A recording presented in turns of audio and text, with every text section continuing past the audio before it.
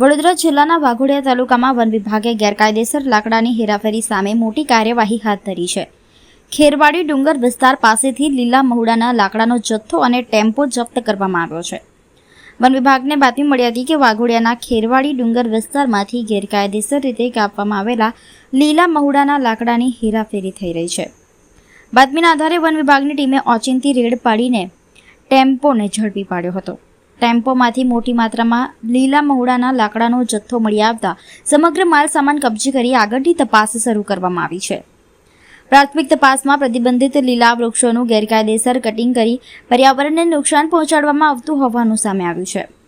હાલ ટેમ્પોનો અસલી માલિક કોણ છે, લાકડું ક્યાંથી લાવવામાં આવ્યું હતું અને ક્યાં લઈ જવાઈ રહ્યું હતું તે સહિતની દિશામાં વન વિભાગે તપાસ તેજ કરી છે. વાઘોડિયાના ડુંગરાળ વિસ્તારોમાં લાકડા ચોરીની પ્રવૃત્તિઓ અંગે અગાઉ પણ ફરિયાદો ઉઠી ચૂકી છે. વન વિભાગે આ કેસમાં સંડોવાયેલા તમામ આરોપીઓ સામે કડક કાયદાકીય કાર્યવાહી કરવામાં આવશે તેવી સ્પષ્ટતા કરી છે.